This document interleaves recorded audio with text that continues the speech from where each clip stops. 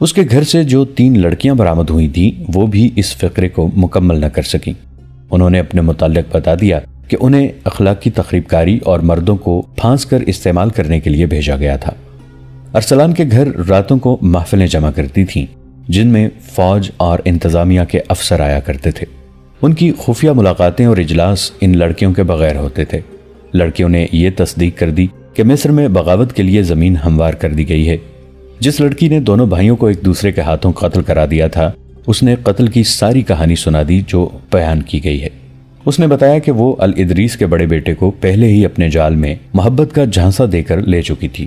اسے ارسلان اپنے باپ الادریس کے خلاف استعمال کرنا چاہتا تھا، لیکن ارسلان نے منصوبہ بدل دیا اور اس لڑکی سے کہا کہ دونوں بھائیوں کو ایک دوسرے کے ہاتھوں قتل کرا دو۔ ایک ہی رات میں تقریباً 250 اونٹ مرکزی دفتر کے سامنے آ گئے۔ ان پر غلہ اور خورد و نوش کا دیگر سامان لدا ہوا تھا۔ یہ اونٹ 3-4 قافلوں کی صورت میں مختلف جگہوں سے پکڑے گئے تھے۔ اناج وغیرہ کو سرحد سے باہر جانے سے روکنے کے لیے گشتی پارٹیوں کا انتظام کیا گیا تھا۔ یہ ان کی پہلی کامیابی تھی۔ ان قافلوں کے ساتھ جو آدمی تھے انہوں نے شہر کے چند ایک بیوپاریوں کے نام بتائے۔ ان بیوپاریوں نے تمام غلہ اور دیگر سامان زیر زمین کر لیا تھا۔ آدھی رات کے بعد وہ یہ سامان باہر کے اجنبی تاجروں کے ہاتھ بیچتے تھے۔ ان آدمیوں نے دیہاتی علاقوں میں بھی چند ایک جگہوں کی نشاندہی کی جہاں اجنبی سے تاجر موجود رہتے تھے اور تمام تر رسد اکٹھی کر کے لے جاتے تھے۔ شتربانوں میں سے بعض نے سرحد کی ایک جگہ بتائی جہاں سے یہ قافلے سوڈان جایا کرتے تھے۔ وہاں ایک سرحدی دستہ موجود تھا۔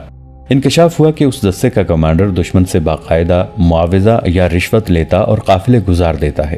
یہ انکشاف بھی ہوا کہ یہ اہتمام ارسلان کی زیر کمان ہو رہا تھا۔ یہ ان سینکڑوں میں سے چند ایک واقعات ہیں جو سلطان ایوبی کی غیر حاضری میں مصر کو لپیٹ میں لیے ہوئے تھے۔ الادریس اور دیگر اعلیٰ حکام نے ارسلان کی غداری اور الادریس کے بیٹوں کی موت اور دیگر واقعات پر غور کرنے کے لیے اجلاس منعقد کیا۔ علی بن سفیان اور غیاث نے یہ مشورہ پیش کیا کہ حالات اتنے بگڑ گئے ہیں کہ ان کے بس میں نہیں رہے۔ بیشتر اس کے کہ مصر میں بغاوت ہو جائے یا فاطمیوں اور فدائیوں کے ہاتھوں کوئی اعلیٰ شخصیت قتل ہو جائے۔ سلطان ایوبی کو مکمل حالات سے آگاہ کر دیا جائے اور انہیں مشورہ دیا جائے کہ ممکن ہو سکے تو وہ کرک کا محاصرہ اپنے نائبین کے سپرد کر کے قاہرہ آ جائیں۔ ایک قاصد کو تو پہلے ہی بھیج دیا گیا تھا مگر اسے تفصیلات نہیں بتائی گئی تھیں۔ اب سنگین وارداتیں ہو گئیں تو اجلاس میں فیصلہ ہوا کہ علی بن سفیان محاذ پر سلطان ایوبی کے پاس جائے۔ کرک کے محاصرے کو 2 مہینے گزر گئے تھے مگر کامیابی کی کوئی صورت نظر نہیں آتی تھی۔ صلیبیوں نے دفاع کے غیر معمولی انتظامات کر رکھے تھے۔ ایک انتظام یہ تھا کہ شہر میں سامان خورد و نوش کا ذخیرہ کافی تھا۔ ایک جاسوس نے اندر سے تیر کے ساتھ پیغام باندھ کر باہر پھینکا تھا جس میں تحریر تھا کہ اندر خوراک کی کوئی کمی نہیں۔ مسلمان باشندوں پر اتنی سخت پابندیاں عائد کر دی گئی تھیں کہ ان کے گھروں کی دیواریں بھی ان کے خلاف مخبری اور جاسوسی کرتی تھیں، اس لیے اندر تخریب کاری ممکن ہی نہیں رہی تھی، ورنہ خوراک کا یہ ذخیرہ تباہ کر دیا جاتا۔ شہر میں سلطان ایوبی کے جاسوسوں کی بھی کمی تھی۔ وہ کبھی کبھی رات کے وقت تیر کے ساتھ پیغام باندھ کر اور موقع محل دیکھ کر باہر کو تیر چلا دیتے تھے۔ فوجوں کو حکم تھا کہ ایسا تیر نظر آئے تو وہ اپنے کمانڈر تک پہنچا دیں۔ صلیبیوں نے محاصرہ توڑنے کی کوششیں ترک کر دی تھیں۔ وہ سلطان ایوبی کی طاقت زائل کرنا چاہتے تھے۔ سلطان ایوبی ان کی چال سمجھ گئے تھے۔ اس کے جواب میں انہوں نے بھی اپنا طریقہ بدل دیا تھا۔ صلیبیوں کی یہ کوشش ناکام ہو چکی تھی کہ انہوں نے باہر سے حملہ کیا تھا۔ سلطان ایوبی اس حملے کے لیے تیار تھے۔ انہوں نے نہایت اچھی چال سے اس فوج کو گھیرے میں لے لیا تھا۔ اس فوج کو گھیرے میں آئے 1.5 مہینہ گزر گیا تھا۔ گھیرے میں آئی ہوئی فوج گھیرا توڑنے کے لیے ہر طرف حملے کرتی تھی۔ سلطان ایوبی اس کا کوئی حملہ کامیاب نہیں ہونے دے رہے تھے۔ البتہ گھیرا کئی میلوں پر پھیل گیا تھا۔ وہ علاقہ سرسبز تھا، اس لیے صلیبیوں کو پانی اور جانوروں کو چارہ مل جاتا تھا۔ ان کے جانور مرتے تھے تو وہ اسے کھا لیتے تھے، مگر یہ کافی نہیں تھا۔ ہزاروں گھوڑوں اور اونٹوں کے لیے یہ چارہ کافی نہیں تھا۔ پانی کے لیے وہاں کوئی ندی یا دریا نہیں تھا۔ 3-4 چشمے تھے جن میں سے 2 1.5 مہینے میں ہی خشک ہو گئے تھے۔ صلیبی سپاہیوں میں بددلی پیدا ہو گئی تھی۔ انہیں غذا بہت کم ملتی تھی اور پانی کے لیے بہت دور جانا پڑتا تھا۔ رات کو سلطان ایوبی کے چھاپہ مار گروہ ان پر شبخون مارتے اور نقصان کرتے رہتے تھے۔ 1.5 ماہ میں یہ فوج آدھی رہ گئی تھی۔ ان کے جانوروں میں بھی دم نہیں رہا تھا۔ صلیبی حکمران ریمانڈ جو اس فوج کا کمانڈر تھا، سخت پریشانی کے عالم میں انتظار کر رہا تھا کہ صلیبی حملہ کر کے اسے سلطان ایوبی سے چھڑائیں گے، مگر اس کی مدد کو کوئی نہیں آ رہا تھا۔ سلطان ایوبی چاہتے تو چاروں طرف سے حملہ کر کے اس کی فوج کو شکست دے سکتے تھے، لیکن اس سے ان کا اپنا جانی نقصان بھی ہونا لازمی تھا اور جنگ کا پانسا پلٹ جانے کا خطرہ بھی۔ سلطان ایوبی اپنی طاقت زائل نہیں کرنا چاہتے تھے۔ وہ صلیبیوں کو آہستہ آہستہ مار رہے تھے۔ انہیں یہ نقصان ضرور ہو رہا تھا کہ ان کی فوج کا تیسرا حصہ اس صلیبی فوج کو گھیرے میں رکھنے میں الجھ گیا تھا۔ اسے وہ شہر کے محاصرے کی کامیابی کے لیے استعمال نہیں کر سکتے تھے۔ ان کے پاس ابھی ریزرو دستے موجود تھے اور وہ سوچ رہے تھے کہ قلعہ توڑنے کے لیے وہ انہیں استعمال کریں۔ وہ اب محاصرے کو اور زیادہ طول نہیں دینا چاہتے تھے۔ اس دور میں محاصرے عموماً طویل ہوا کرتے تھے۔ ایک ایک شہر کو 2-2 سال تک بھی محاصرے میں رکھا گیا ہے۔ 6-7 ماہ کا محاصرہ طویل نہیں سمجھا جاتا تھا، لیکن سلطان ایوبی محاصرے کو طول دینے کے قائل نہیں تھے۔ وہ ان حملہ آوروں میں سے بھی نہیں تھے جو کسی ملک کے دارالحکومت کا محاصرہ کر کے اندر والوں کو پیغام بھیجا کرتے تھے کہ اتنی مقدار زر و جواہرات کی، اتنے ہزار گھوڑے اور اتنی عورتیں باہر بھیج دو، ہم چلے جائیں گے۔ سلطان ایوبی عرب کی سرزمین سے صلیبیوں کو نکالنا چاہتے تھے۔ وہ کہا کرتے تھے کہ یہ سرزمین اسلام کا سرچشمہ ہے جو ساری دنیا کو سیراب کرے گا، اور وہ اپنی عمر کو بہت کم سمجھتے تھے۔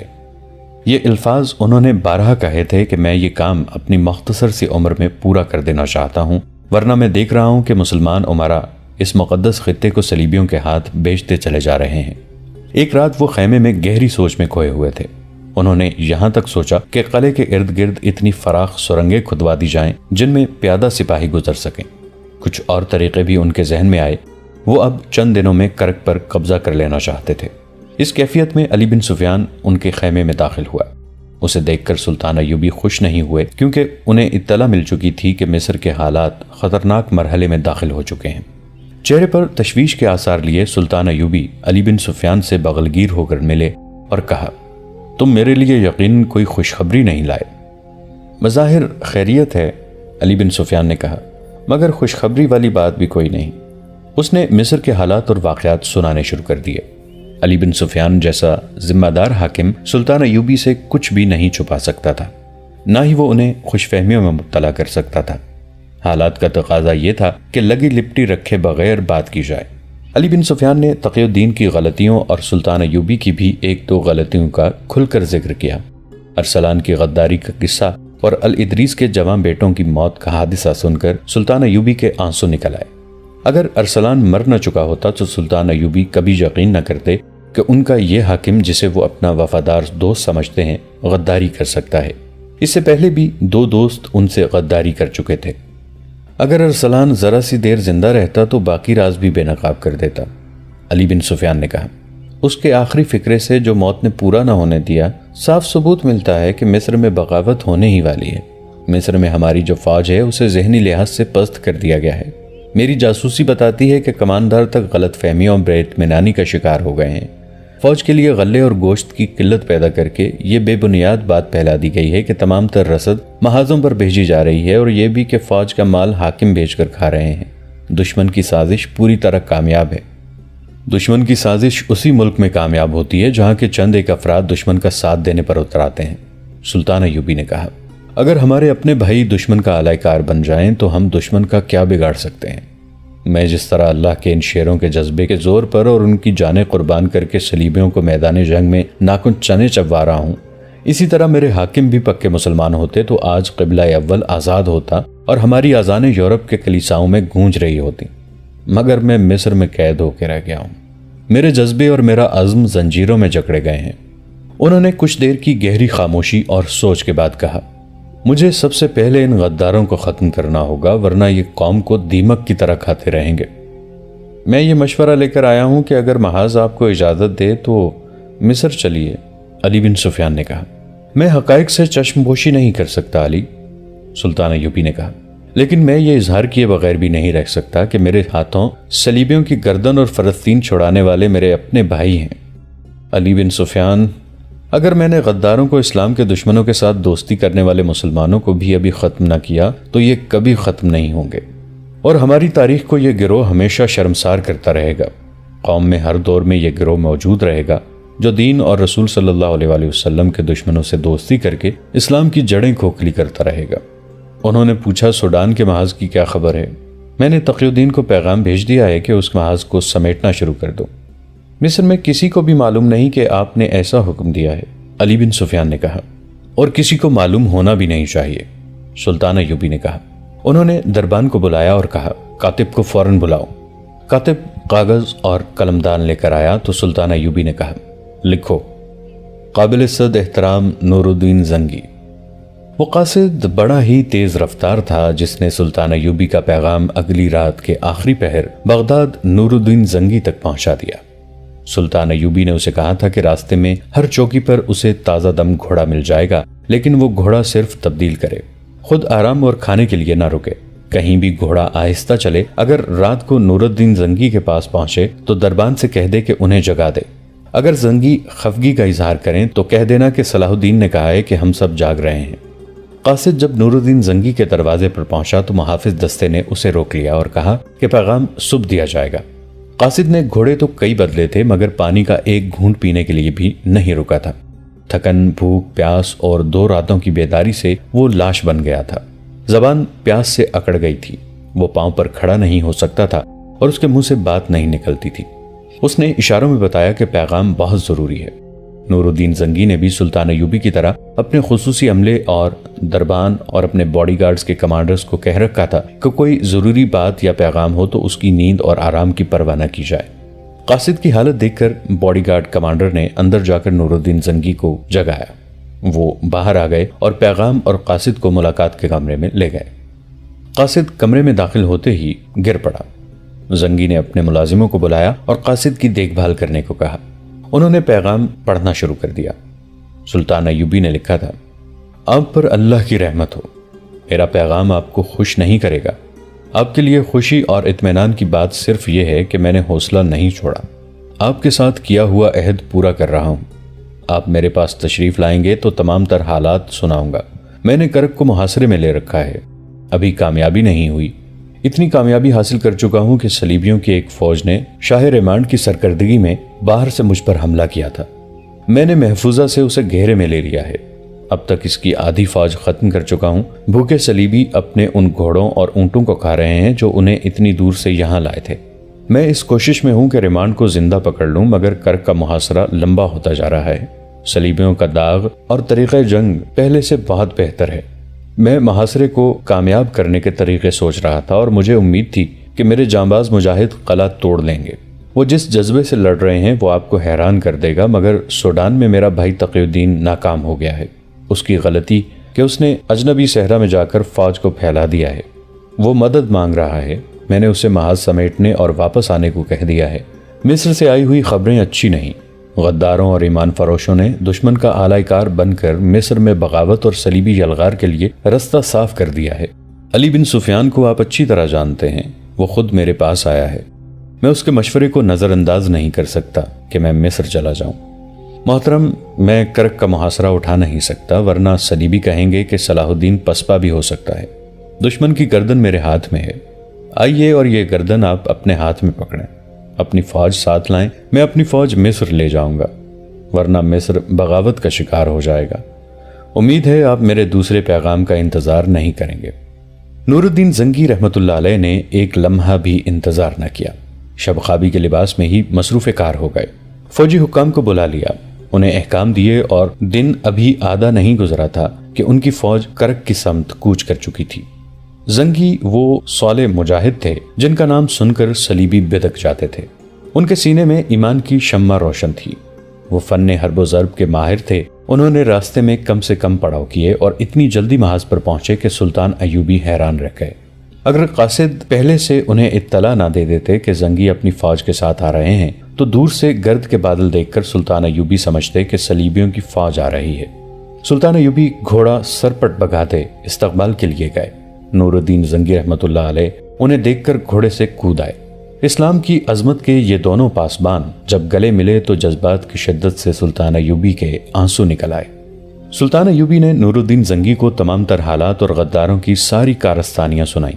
زنگی نے کہا، صلاح الدین، تمہاری عمر ابھی اتنی نہیں گزری کہ چند ایک حقائق کو قبول کر سکو۔ یہ اسلام کی بد نصیبی ہے کہ غدار ہماری قوم کا لازمی حصہ بن گئے ہیں اور قوم ان سے کبھی پاک نہیں ہوگی۔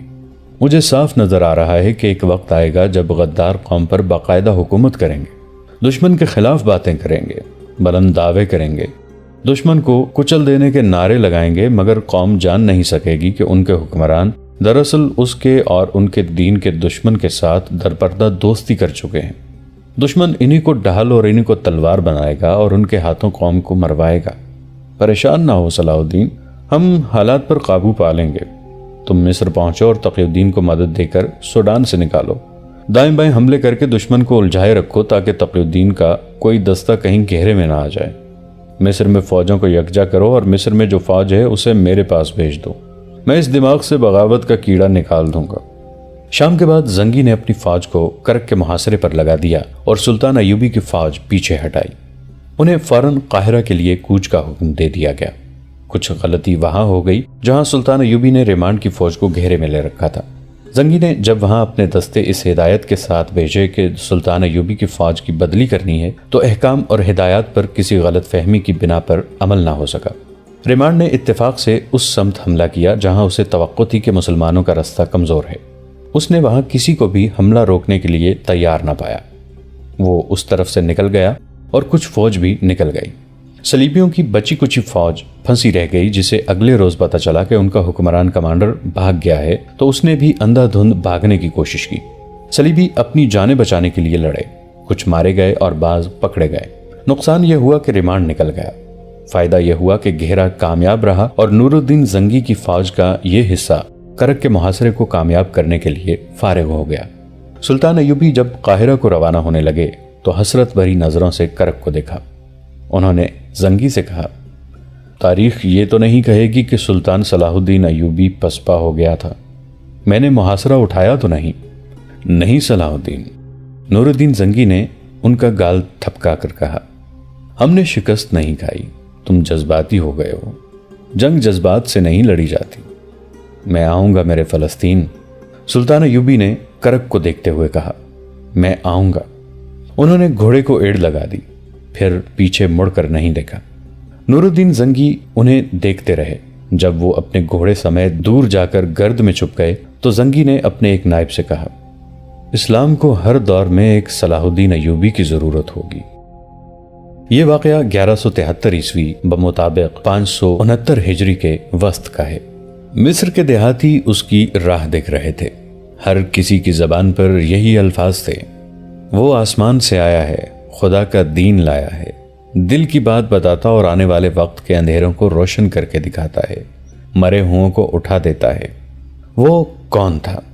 جنہوں نے اسے دیکھا تھا وہ اس کی کرامات سے اس قدر مسحور ہو گئے تھے کہ یہ جاننے کی ضرورت ہی محسوس نہیں کرتے تھے کہ وہ کون ہے۔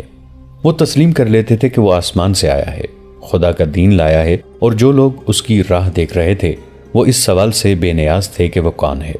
قافلے گزرتے تھے تو اسی کی کرامات سناتے تھے۔ کوئی اکیلا دکیلا مسافر کسی گاؤں میں جاتا تھا تو اسی کے معجزوں کا ذکر کرتا تھا۔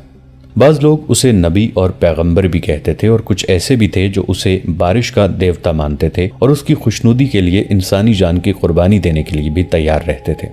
ان میں سے کوئی بھی یہ جاننے کی کوشش نہیں کرتا تھا کہ اس کا مذہب کیا ہے اور وہ کیسا عقیدہ ساتھ لایا ہے۔ لوگ ابھی پسماندگی کے دور میں تھے، علم سے بے بہرا تھے اور قدرت کے ستم کا شکار رہتے تھے۔ انہیں جہاں امید بنتی تھی کہ ان کے مصائب کا حل موجود ہے وہاں جا سجدے کرتے تھے۔ ان کی اکثریت مسلمان تھی۔ اسلام کی روشنی وہاں تک پوری آب و تاب سے پہنچی تھی۔ مسلمانوں نے مسجدیں بھی بنا رکھی تھیں، رب کعبہ کے حضور پانچوں وقت سجدے بھی کرتے تھے، مگر اسلام کے سچے عقیدے کو پختہ تر کرنے کا کوئی انتظام نہ تھا۔ ان کے امام بے علم تھے جو اپنی امامت کو برقرار رکھنے کے لیے لوگوں کو عجیب و غریب باتیں بتاتے رہتے تھے۔ قرآن کو انہوں نے نعوذ باللہ کالے علم کی ایک کتاب بنا ڈالا تھا اور ایسا تاثر پیدا کر رکھا تھا، قرآن کو صرف امام سمجھ سکتا ہے۔ چنانچہ یہ مسلمان قرآن کو ہاتھ لگانے سے بھی ڈرتے تھے۔ ان اماموں نے لوگوں کے دلوں میں غیب کا ایک لفظ بٹھا دیا تھا اور انہیں باور کرا دیا تھا کہ جو کچھ بھی ہے وہ غیب میں ہے اور غیب میں جھانکنے کی قدرت صرف امام کو حاصل ہے۔ اماموں نے انسان کو ایک کمزور چیز بنا دیا تھا۔ اس مقام سے وسوسے اور توہمات پیدا ہوئے۔ صحرائی آندھیوں کی چیخوں میں انہیں اس مخلوق کی آوازیں سنائی دینے لگیں جو امام کہتے تھے کہ انسانوں کو نظر نہیں آ سکتی۔ بیماریاں جنات اور شرار بن گئیں۔ امام معالج اور عامل بن گئے جنہوں نے دعویٰ کیا کہ ان کے قبضے میں جنات ہیں۔ انسان غیب سے اور غیب کی سزا سے اتنے خوفزدہ رہنے لگے کہ ان کے دلوں میں اسلام کا عقیدہ کمزور پڑ گیا اور وہ ہر اس آواز پر لبیک کہنے لگے جو انہیں غیب کی مخلوق اور غیب کی سزا سے بچانے کا یقین دلاتی تھی۔ یہی وجہ تھی کہ لوگ بے تابی سے اس کی راہ دیکھتے تھے جو آسمان سے آیا اور مرے ہوئوں کو اٹھا دیتا تھا۔ دوستو، آج کے لیے اتنا ہی۔ اسی کہانی کی اگلی قسط کے ساتھ بہت جلد حاضر ہوں گے۔ نیچے کامنٹ سیکشن میں اپنی رائے کا اظہار ضرور کیجیے گا۔ ہمارے اس چینل کو سبسکرائب کر کے نیچے موجود بیل آئیکن کو بھی ضرور کلک کیجیے گا۔ اگلی ملاقات تک کے لیے ہمارا اور آپ کا اللہ نگہبان۔